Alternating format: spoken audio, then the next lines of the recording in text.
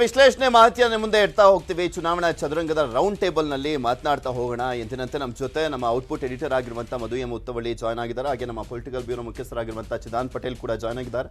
ಇಬ್ಬರಿಗೂ ಕೂಡ ಸ್ವಾಗತ. ಮಧು, ಇಲ್ಲಿ ರಾಜ್ಯದಲ್ಲಿ ತುಂಬಾ ಇಂಪಾರ್ಟೆಂಟ್ ಆಗಿ ನೋಡೋದಾದ್ರೆ ಕಾಂಗ್ರೆಸ್ಗೆ ತುಂಬಾ ಸವಾಲು. ಈ ರಾಜ್ಯದಲ್ಲಿ ಹೇಗಾದ್ರೂ ಮಾಡಿ ಅಧಿಕಾರಕ್ಕೆ ಏರ್ಬೇಕು ಅನ್ನುವಂಥ ನಿಟ್ಟಿನಲ್ಲಿ ಶತ ಪ್ರಯತ್ನ ಪಡ್ತಾ ಇದ್ದಾರೆ. ಅದರ ಜೊತೆಗೆ ಎಐಸಿಸಿ ಅಧ್ಯಕ್ಷರ ತವರು ರಾಜ್ಯ ಬೇರೆ ಆಗಿರುವಂಥ ಹಿನ್ನೆಲೆಯಲ್ಲಿ ಅಧಿಕಾರಕ್ಕೆ ಬರುವಂಥದ್ದು ಪ್ರತಿಷ್ಠೆ, ಸವಾಲು, ಅವರ ಶಕ್ತಿಯನ್ನ ಕೂಡ ಸಾಬೀತುಪಡಿಸುತ್ತೆ. ಒಂದು ಕಡೆ ಓರೆ ಎಸೆದಂಗೆ ಆಗುತ್ತೆ ಇವತ್ತು ಅವರ ನಾಯಕತ್ವವನ್ನು ಕೂಡ. ಯಾವ ರೀತಿಯಾಗಿ ಸವಾಲು ಅಂತ ಅನ್ಸುತ್ತೆ ಟಿಕೆಟ್ ಅನ್ನ ಘೋಷಣೆ ಮಾಡುವಂಥ ವಿಚಾರ? ಈಗ ನೋಡಿ, ಮೂರು ಜನಕ್ಕೂ ಕೂಡ ಪ್ರತಿಷ್ಠೆ ಇದೆ. ಒಂದು CM ಕನಸು ಕಾಣ್ತಾ ಇರೋಂಥ ಒಕ್ಕಲಿಗ ಕಾರ್ಡ್ ಪ್ಲೇ ಮಾಡಿ DK ಶಿವಕುಮಾರ್ ಅವರು KPCC ಅಧ್ಯಕ್ಷರಾಗಿದ್ದಾರೆ. ಸಹಜವಾಗಿ ಅಧಿಕಾರಕ್ಕೆ ತಂದರೆ ಮುಖ್ಯಮಂತ್ರಿ ಆಗ್ತೀನಿ ಅನ್ನೋ ಭರವಸೆ ಲೆಕ್ಕಾಚಾರ ಇಟ್ಕೊಂಡಿದ್ದಾರೆ. ಇನ್ನು ಸಿದ್ದರಾಮಯ್ಯ ತಮ್ಮ ಜನಪ್ರಿಯತೆ ಆಧಾರದಲ್ಲಿ ಮತ್ತು ಹಿಂದಿನ ತಮ್ಮ ಸರ್ಕಾರದ ಅವಧಿಯಲ್ಲಿನ ಏನು ಕಾರ್ಯಕ್ರಮಗಳನ್ನು ಇಟ್ಕೊಂಡು ಪ್ರಚಾರ ಏನು ಮಾಡ್ತಾ ಇದ್ದಾರೆ ಮತ್ತು ನಾನೇ ಮೊದಲಿಗ ಅಧಿಕಾರ ಏನಾದರೂ ಬಂದರೆ ಅನ್ನೋಂಥ ಏನು ಲೆಕ್ಕಾಚಾರದಲ್ಲಿದ್ದಾರೆ. ಕುರ್ಚಿಯ ಮೇಲೆ ಟವಲ್ ಹಾಕ್ತಾರೆ ಅಂಥವರಲ್ಲಿ. ಸೊ ಅವರು ಸಿದ್ದರಾಮಯ್ಯ. ಇನ್ನು ನೀವೇ ಹೇಳಿದಂಗೆ ಅಧ್ಯಕ್ಷರಾಗಿರೋದ್ರಿಂದ ಅಧ್ಯಕ್ಷರ ತವರು ರಾಜ್ಯ ಮತ್ತು ಕಾಂಗ್ರೆಸ್ಗೆ ಪುನಶ್ಚೇತನದ ಒಂದು ಅವಕಾಶ ಇರುವಂಥ ಒಂದು ರಾಜ್ಯ ಅಂತ ಕಾಣಿಸ್ಕೊಳ್ತಿರೋದ್ರಿಂದ ಮೇಲ್ನೋಟಕ್ಕೆ ಸೊ ಆಡಳಿತ ವಿರೋಧಿಯಲ್ಲೇ ಈ ಮತ್ತು ಭಿನ್ನಮತ, ಒಂದಷ್ಟು ಸಂಘರ್ಷಗಳು, ಪಕ್ಷದೊಳಗಿನ ಸಂಘರ್ಷಗಳು, ಇವೆಲ್ಲವನ್ನು ಲೆಕ್ಕ ಹಾಕ್ಕೊಂಡು BJPಗಿರುವಂಥ ಸವಾಲನ್ನು ಇವರು ಅವಕಾಶವಾಗಿ ಮಾಡ್ಕೊಬೇಕು ಅಂತ ಏನು ಲೆಕ್ಕಾಚಾರ ಆಗ್ತಾ ಇದ್ದಾರೆ, ಆ ಲೆಕ್ಕಾಚಾರಕ್ಕೆ ಮೆಟ್ಲುಗಳಾಗಿ ಇವತ್ತು ಟಿಕೆಟ್ನ ಘೋಷಣೆ ಮಾಡೋದಕ್ಕೆ ಮೀಟಿಂಗ್ ನಡೀತಾ ಇದೆ. ಈಗಲೂ ಕೂಡ ಆನ್ಗೋಯಿಂಗ್ ಮೀಟಿಂಗ್. ಸವಾಲಿದೆ, ಯಾಕಂದರೆ ಎರಡೂ ಬಣಗಳು ಕೂಡ ಸಹಜವಾಗಿ ಏನು ಸಿದ್ದರಾಮಯ್ಯ, ಅದರಲ್ಲೂ ಪ್ರಮುಖವಾಗಿ ಸಿದ್ದರಾಮಯ್ಯ ಮತ್ತು DK ಶಿವಕುಮಾರ್ ನಡುವೆ ತಮ್ಮ ಶಾಸಕಾಂಗ ಪಕ್ಷದ ನಾಯಕರಾಗಿ ಮುಂದೆ ಏನು ಆಯ್ಕೆ ಆಗುವಂಥ ಸಂದರ್ಭದಲ್ಲಿ ಯಾರು ಬೆನ್ನಿಗೆ ನಿಲ್ತಾರೆ ಅನ್ನೋದು ಇವತ್ತಿನ ಏನು ಮೀಟಿಂಗಲ್ಲಿ ಏನು ನಿರ್ಧಾರ ಆಗೋದ್ರಿಂದ, ಸೋಲು ಗೆಲುವಿನ ಏನು ನಾಳಿನ ಸೋಲು ಗೆಲುವಿಗೆ ಇವತ್ತಿನ ಮೀಟಿಂಗು ವೇದಿಕೆ ಆಗೋದ್ರಿಂದ ಇಲ್ಲಿ ಸಹಜವಾಗಿ ಬ್ಯಾಟಿಂಗ್ ನಡೀತಾ ಇದೆ. ಸೊ ಒಂದು ಅದರಲ್ಲಿ ಸಿದ್ದರಾಮಯ್ಯ ಅವ್ರದ್ದೊಂದು ಸ್ಟ್ರಾಟಜಿ ಕಾಣಿಸ್ತಾ ಇದೆ. ಏನು ಒಂದು ತಮ್ಮ ಬೆಂಬಲಿಗರನ್ನು ತಾವೇ ನೇರವಾಗಿ ಏನು ಡಿಮ್ಯಾಂಡ್ ಮಾಡುವಂಥದ್ದು, ಜೊತೆಗೆ ತಮ್ಮ ಬೆಂಬಲಿಗ ನಾಯಕರುಗಳ ಮೂಲಕ ಇನ್ನೊಂದಷ್ಟು ಬೆಂಬಲಿಗರಿಗೆ ಏನು ಟಿಕೆಟ್ ಕೊಡಿಸುವಂಥ ಪ್ರಯತ್ನಗಳನ್ನು ಸಮುದಾಯದ ಆಧಾರದಲ್ಲಿ, ಅಂದರೆ ಫಾರ್ ಎಕ್ಸಾಂಪಲ್ ಪ್ರಚಾರ ಸಮಿತಿ ಅಧ್ಯಕ್ಷರಾಗಿರುವಂಥ MB ಪಾಟೀಲರು ಮತ್ತು ಸತೀಶ್ ಜಾರಕಿಹೊಳಿ, ಅಂದರೆ ಈ ಥರ ನಾಯಕರುಗಳ ಅಥವಾ ಆ ನಾಯಕರುಗಳ ಸಮುದಾಯದ ಆಧಾರದಲ್ಲಿ ಒಂದಷ್ಟು ಟಿಕೆಟ್ಗಳನ್ನು ಬಾರ್ಗೇನ್ ಮಾಡ್ತಾ ಇರುವಂಥದ್ದು ಕಾಣಿಸ್ತಾ ಇದೆ. ಆ ಲೆಕ್ಕಾಚಾರಕ್ಕೆ DKಶಿ ಅವರಿಗೆ ಹಳೆ ಮೈಸೂರು ಮತ್ತು ಒಕ್ಕಲಿಗ ಮತ್ತು ಪಕ್ಷನಿಷ್ಠ ಸಂಘಟನೆ ಈ ಮಾನದಂಡಗಳಲ್ಲಿ ಮತ್ತು ಗೆಲುವಿನ ಆಧಾರದಲ್ಲಿ ತಮ್ಮ ಬೆಂಬಲಿಗರನ್ನು ಅಕಾಮಡೇಟ್ ಮಾಡಲಿಕ್ಕೆ ಅವರು ಕೂಡ ಸರ್ಕಸ್ ಮಾಡ್ತಾ ಇದ್ದಾರೆ. ಇಬ್ಬರ ನಡುವೆ ರೆಫ್ರಿ ರೀತಿ ಇರುವಂಥ ಮಲ್ಲಿಕಾರ್ಜುನ ಖರ್ಗೆ ಅವ್ರದೇ ಅವಶ್ಯಕತೆಯಿಂದ ಮೂರನೇ ಟೀಮನ್ನು ಕೂಡ ಏನು ಡಿಫೆಂಡ್ ಮಾಡುವಂಥ ಅಥವಾ ಇಂಜೆಕ್ಟ್ ಮಾಡುವಂಥ ಅವಶ್ಯಕತೆ, ಅನಿವಾರ್ಯತೆ ಇರೋದ್ರಿಂದ ಅವರು ಕೂಡ ಮಾಡ್ತಾ ಇದ್ದಾರೆ. ಸೊ ಈ ಮೂರು ಜನರ ಒತ್ತಡ ಈ ಟಿಕೆಟ್ ಹಂಚಿಕೆಯಲ್ಲಿ ಯಾವ ರೀತಿ ಏನು ಪರಿಣಾಮ ಬೀರುತ್ತೆ ಅನ್ನುವಂಥದ್ದು ಗೊತ್ತಾಗುತ್ತೆ. ಆದರೆ ಇವತ್ತಿನ ಮಟ್ಟಿಗೆ ಈ ಕ್ಷಣಕ್ಕೆ ಒಂದು ಹೆಜ್ಜೆ ಮುಂದೆ ಹೋಗಿ ಏನು ಪ್ರಚಾರ ಅಥವಾ ಆಡಳಿತ ವಿರೋಧಿ ಅಲೆಯನ್ನು ಎನ್ಕ್ಯಾಶ್ ಮಾಡ್ಕೊಳ್ಳಿಕ್ಕೆ ಅವ್ರು ಮಾಡ್ತಾ ಇರುವಂಥ ಒಂದು ಯಾತ್ರೆಗಳು, ಸರ್ಕಾರದ ಮೇಲೆ ಮಾಡ್ತಾ ಇರುವಂಥ ದಾಳಿಗಳು, ಇದೆಲ್ಲವನ್ನು ನೋಡಿದ್ರೆ ಆರಂಭಿಕ ಹಂತದಲ್ಲಿ ಏನು ಒಂದು ಅಲೆಯನ್ನು ಏನು ಎಬ್ಬರಿಸೋದಕ್ಕೆ ಸಹಾಯ ಮಾಡ್ಕೊಂಡಿದ್ದಾರೆ, ಅದನ್ನು ಎಕ್ಸ್ಟೆಂಡ್ ಮಾಡ್ಕೊಬೇಕು ಅಂದರೆ ಈ ಟಿಕೆಟಲ್ಲಿರುವಂಥ ಗೊಂದಲಗಳನ್ನು ಉತ್ತರ ದಕ್ಷಿಣವನ್ನು ಸೇರಿಸಿ ಇಬ್ಬರು ಸಹಮತದಿಂದ ಮಾಡಿಕೊಂಡು ಮತ್ತು ಮೂರನೇವ್ರಿಗೂ ಕೂಡ ಅವಕಾಶ ಕೊಟ್ಟು ಇದೆಲ್ಲವನ್ನೂ ಕೂಡ ಲೆಕ್ಕಾಚಾರ ಹಾಕ್ಕೊಂಡು ಮತ್ತು ನಾಲ್ಕನೆಯ ಪ್ರಮುಖ ಆಯಾಮ ಆದಂಥ ಗೆಲುವೇ ಮಾನದಂಡ ಅಂತ ಒಂದು ಲೆಕ್ಕಾಚಾರದಲ್ಲಿ ಏನು ತಂತ್ರಗಾರರ ಒಂದು ತಂಡ ಆಗಿರುವಂಥ ಸುನೀಲ್ ಕನಗೌಡ ಆಗಿರ್ಬೋದು, ಅವರ ಒಂದು ಏನು ಸರ್ವೆಗಳ ಆಧಾರವನ್ನು ಕೂಡ ಪರಿಗಣಿಸಿ ಯಾವ ರೀತಿ ಟಿಕೆಟ್ ಹಂಚಿಕೆ ಮಾಡ್ತಾರೆ ಅನ್ನೋಂಥದ್ದು ಕಾದು ನೋಡಬೇಕು. ಜೊತೆಗೆ ಅಪ್ಪ ಮಕ್ಕಳ ಏನು ಲಿಸ್ಟ್ ಕೂಡ ದೊಡ್ಡದಿದೆ, ಸುಮಾರು ಒಂದು 6ರಿಂದ 7 ಕ್ಷೇತ್ರಗಳಲ್ಲಿ. ಇನ್ನು ಹಾಲಿ ಶಾಸಕರಿಗೆ ಯಾರಾದರೂ ಬಿಡ್ತಾರಾ? ಯಾಕಂದರೆ ಕುಸುಮಾ ಶಿವಳ್ಳಿ ಅವ್ರಿಗೆ ಏನಂತ ಜನಪ್ರಿಯತೆ ಇಲ್ಲ ಮತ್ತು ವೆಂಕಟರಮಣಪ್ಪ ರೀತಿ ಪಾವಗಡದ ಏನು ಕ್ಷೇತ್ರ ವಯಸ್ಸಿನ ಆಧಾರ, ಅವರ ಜನಪ್ರಿಯತೆ, ಗೆಲುವಿನ ಮಾನದಂಡ, ಇಂಥ ಒಂದು ಲೆಕ್ಕಾಚಾರಗಳನ್ನು ಹಾಕಿದ್ರೆ ಅಂಥ ಅಭ್ಯರ್ಥಿಗಳು ಎಷ್ಟು ಜನ ಇದ್ದಾರೆ ಇದೆಲ್ಲವೂ ಕೂಡ ಇವತ್ತಿನ ಮೀಟಿಂಗಲ್ಲಿ ಗೊತ್ತಾಗತ್ತೆ. ಆದರೆ ಅದು ಸ್ಪಷ್ಟವಾಗಿ ಮಾಧ್ಯಮಗಳ ಮೂಲಕ ಹೊರಗಡೆ ಬರುತ್ತಾ ಇಲ್ವ ಅನ್ನೋಂಥದ್ದು ಕುತೂಹಲ ಇದೆ. ಯಾಕಂದರೆ ಆದಷ್ಟು ಮಟ್ಟಿಗೆ ಏನು ಭಿನ್ನಮತಕ್ಕೆ ಅವಕಾಶ ಕೊಡದೇ ರೀತಿ ಸೆಟ್ರೇಟ್ ಮಾಡ್ಕೊಂಡು ಬಿಡುಗಡೆ ಮಾಡಲಿಕ್ಕೆ ವೇದಿಕೆಯನ್ನು ಸಜ್ಜು ಮಾಡ್ಕೊತಾ ಇದ್ದಾರೆ. ಚಿದಾನ್ ಪಟೇಲ್, ಆಕ್ಚುಲಿ ನೋಡೋದಾದ್ರೆ ಒಂದೊಂದೇ ರಾಜ್ಯವನ್ನ ಕಳ್ಕೊಳ್ತಾ ಬಂದ್ರು. ಪ್ರಮುಖವಾಗಿ ಒಂದು ದೊಡ್ಡ ರಾಜ್ಯದಲ್ಲಿ ಶಕ್ತಿಯುತವಾದಂಥ ರಾಜ್ಯ ನಾಯಕತ್ವ ಇರುವಂಥದ್ದು ಕರ್ನಾಟಕದಲ್ಲಿ ಕಾಂಗ್ರೆಸ್ಗೆ ನೋಡೋದಾದ್ರೆ. ಆಮೇಲೆ ಇಲ್ಲಿ ಪ್ರತಿಯೊಂದು ಕ್ಷೇತ್ರನೂ ಕೂಡ ತುಂಬ ಇಂಪಾರ್ಟೆಂಟ್ ಆಗುತ್ತೆ. ಅಳೆದು ತೂಗಿ ನಾಯಕರ ಪಕ್ಷ ಬೇರೆ ಕಾಂಗ್ರೆಸ್. ಸೊ ಹೀಗಾಗಿ ಸರಿಯಾದ ರೀತಿಯಲ್ಲಿ ಅಭ್ಯರ್ಥಿಗಳನ್ನು ಆಯ್ಕೆ ಮಾಡಬೇಕಾಗಿರುವಂಥದ್ದು ಅದೆಷ್ಟು ಇಂಪಾರ್ಟೆಂಟ್ ಆಗಿದೆ. ಏನೇನೆಲ್ಲ ಸವಾಲುಗಳಿದೆ ಕಾಂಗ್ರೆಸ್ ಪಕ್ಷದಲ್ಲಿ ಈ ಅಭ್ಯರ್ಥಿಗಳ ಆಯ್ಕೆಯ ವಿಚಾರಕ್ಕೆ ಸಂಬಂಧಪಟ್ಟಂತೆ? ಸಾಮಾನ್ಯವಾಗಿ ಕಾಂಗ್ರೆಸ್ ಪಕ್ಷದಲ್ಲಿ ಚುನಾವಣೆ ನಾಮಪತ್ರಕ್ಕೆ 3 ಅಥವಾ 4 ದಿನ ಇದ್ದಂಥ ಸಂದರ್ಭದಲ್ಲಿ ಎಲ್ಲ ಯಾರ ಅಭ್ಯರ್ಥಿಗಳ ಹೆಸರನ್ನು ಘೋಷಣೆಯನ್ನು ಮಾಡ್ತಿದ್ರು. ತುಂಬ ಕ್ರಿಟಿಕಲ್ ಇದ್ದಂಥದ್ದು, ತುಂಬ ಕಾಂಟ್ರವರ್ಸಿ ಇದ್ದಂಥದ್ದು 24 ಅವರ್ಸ್ ಇದ್ದಂಗೆ ಅವರು ನಾಮಿನೇಷನ್ 24 ಅವರ್ಸ್ ಇದ್ದಂಗೆ ಏನು ಹೆಸರುಗಳನ್ನ ಘೋಷಣೆ ಮಾಡೋರು. ಪ್ರಥಮ ಬಾರಿಗೆ ಕಾಂಗ್ರೆಸ್ ಪಕ್ಷ ಕೂಡ ಚುನಾವಣೆ ನೋಟಿಫಿಕೇಷನ್ ಆಗೋಕ್ಕಿಂತ ಮೊದಲೇ ಘೋಷಣೆ ಮಾಡ್ತಿರುವಂಥದ್ದು. ಅಂದರೆ ಅವ್ರಿಗೆ ಗೊತ್ತಾಗಿದೆ ಬಂಡಾಯ ಹೇಳೋರು ಯಾರಿದ್ದಾರೆ, ಬಂಡಾಯ ಎದ್ದರೆ ಏನು ಮಾಡಬೇಕು, ಬಂಡಾಯ ಎದ್ದ ನಂತರ ಗ್ಯಾಪ್ ಇರುತ್ತಲ್ಲ, 1 ತಿಂಗಳು ಗ್ಯಾಪ್ ಇರುತ್ತಲ್ಲ, ಆ ಗ್ಯಾಪ್ನಲ್ಲಿ ಏನೆಲ್ಲ ನಾವು ಸಸ್ಟೈನ್ ಮಾಡಬೇಕನ್ನೋ ಕಾರಣಕ್ಕಾಗಿ ಒಟ್ಟು ಇವತ್ತು 120 ಅಭ್ಯರ್ಥಿಗಳ ಚರ್ಚೆ ಆಗ್ತಿದೆ.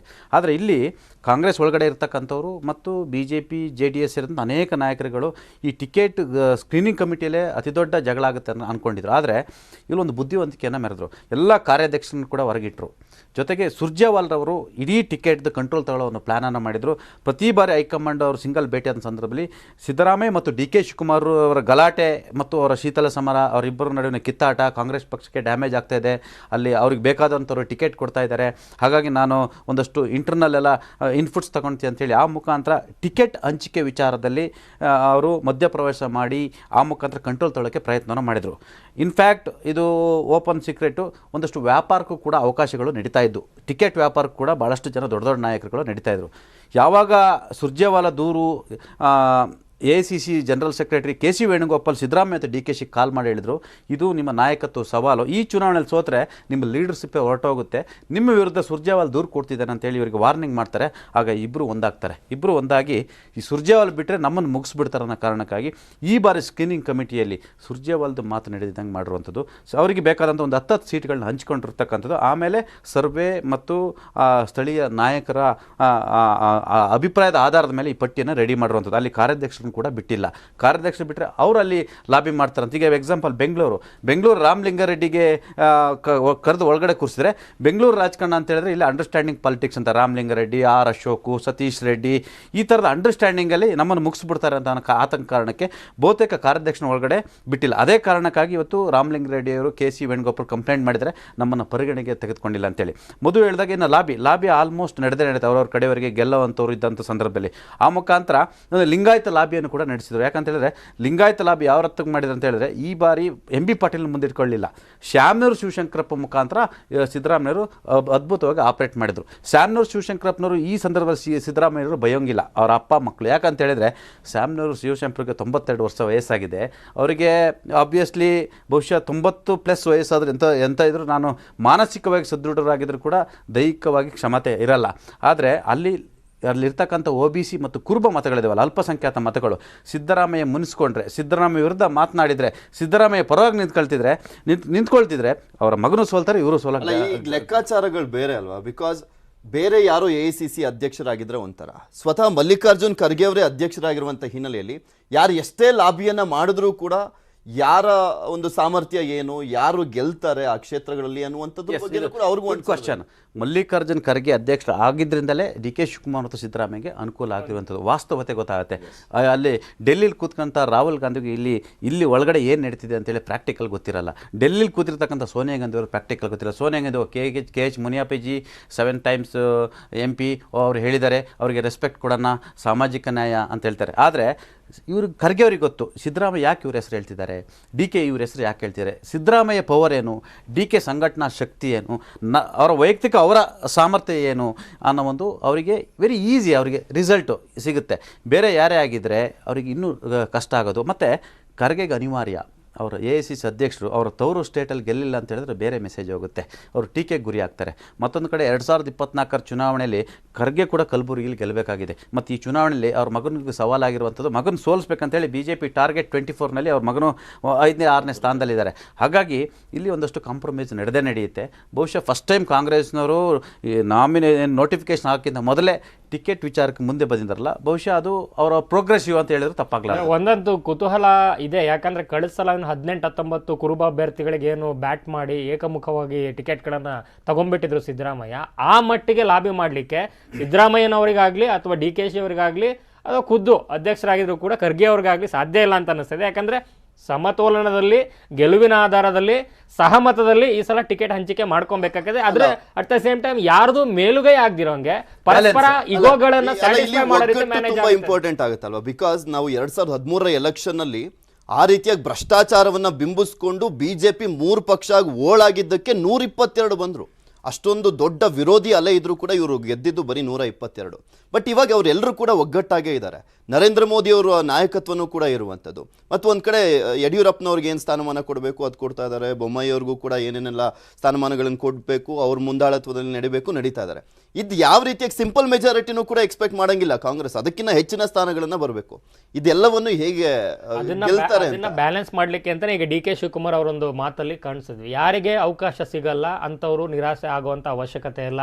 ಅವರುಗಳನ್ನ ಏನೋ ಅವರ ಒಂದು ದುಡಿಮೆಯನ್ನ ಶ್ರಮವನ್ನ ಪರಿಗಣಿಸಿ ಮುಂದಿನ ದಿನಗಳಲ್ಲಿ ಮೇಲ್ಮನೆ ಅಥವಾ ಬೇರೆ ಬೇರೆ ಸ್ಥಾನಮಾನಗಳನ್ನು ಕೊಡ್ತೀವಿ ಅಂತ ಹೇಳೋ ಮೂಲಕ ಈಗ ಏನು ಎರಡನೇ ಹಂತದ ನಾಯಕರುಗಳನ್ನ ಬಿಜೆಪಿಯಿಂದ ಅಥವಾ ಟಿಕೆಟ್ ಸಿಗಲ್ಲ ಅಥವಾ ಯಡಿಯೂರಪ್ಪ ಆಪ್ತ ಬಳಗಲಿದ್ದು ಸೈಡ್ ಲೈನ್ ಆಗ್ತಿವೆ ಅಂತ ಏನು ಈಗ ಬಣಕಾರ್ ಅಂತ ಇರ್ಬೋದು ಅಥವಾ ಈಗ ನಿನ್ನೆ ಮೋಹನ್ ಲಿಂಬಿಕಾ ಅಂತ ಇರ್ಬೋದು ಅಥವಾ ತಮ್ಮಯ್ಯ ಇರ್ಬೋದು, ಇಂತಹ ಕಿರಣ್ ಕುಮಾರ್ ಇಂಥ ಅಭ್ಯರ್ಥಿಗಳನ್ನ ಏನು ಎರವಲು ಮಾಡಿದಂಥ ಸಂದರ್ಭದಲ್ಲಿ ಒಂದು ವೇಳೆ ಟಿಕೆಟ್ಗೆ ಏನಾದರೂ ಒತ್ತಡ ತಿಕ್ಕಾಟಗಳು ಬಂದ್ರೆ ಅವರಿಗೆ ಅಕಾಮಡೇಟ್ ಮಾಡ್ಲಿಕ್ಕೂ ಕೂಡ ನಮ್ಮ ಹತ್ರ ಸೂತ್ರ ಇದೆ. ಸೊ ಈ ಮೂಲಕ ನಮ್ಮ ಈ ಬ್ಯಾಲೆನ್ಸ್ ಅನ್ನ ಮಾಡಬೇಕು ಮತ್ತು ಗೆಲುವನ್ನ ಗಮನದಲ್ಲಿಟ್ಕೊಂಡು ನಾವು ಟಿಕೆಟ್ ಅನ್ನ ಹಂಚ್ಕೊಬೇಕು ಅನ್ನೋ ಒಂದು ಕನ್ವಿನ್ಸಿಂಗ್ ಫಾರ್ಮುಲಾ ಇಲ್ಲಿ ಕಾಣಿಸ್ತಾ ಇದೆ. ಅದೇ ಆಡ್ ಮಾಡ್ತೀನಿ ನಿಮಗೆ 2018 ಮತ್ತು 2023 ಫ್ಯಾಕ್ಟರ್ನ ಸಣ್ಣದಾಗಿ ಹೇಳ್ಬಿಡ್ತೀನಿ. 2018ರಲ್ಲಿ ಕಾಂಗ್ರೆಸ್ ಸರ್ಕಾರ ಇತ್ತು. ಅಲ್ಲಿ ಹಿಂದೂಗಳ ಅತಿಯಾದ ಅಲ್ಪಸಂಖ್ಯಾತ ಓಲೈಕೆ, ಟಿಪ್ಪು ಜಯಂತಿ, ವೀರಶೈವ ಲಿಂಗಾಯತ ಧರ್ಮನ ಹೊಡೆದ್ರು ಅನ್ನೋದು ಇತ್ತು ಮತ್ತು ಆ್ಯಂಟಿ ಇನ್ಕಂಬೆನ್ಸ್ ಇತ್ತು.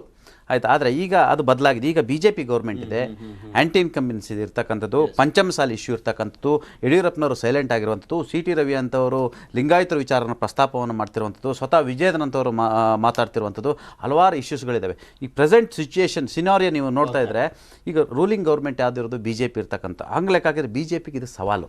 ನೋಡೋಣ, ಇದು ಸಂಜೆ ಒಳಗೆ ಇನ್ನೊಂದು ಸ್ವಲ್ಪ ಕ್ಲಾರಿಟಿ ಸಿಗ್ಬೋದು ಅಂತ ಕಾಣಿಸುತ್ತೆ ಒಂದು ಮೀಟಿಂಗ್ ಆದ ನಂತರ.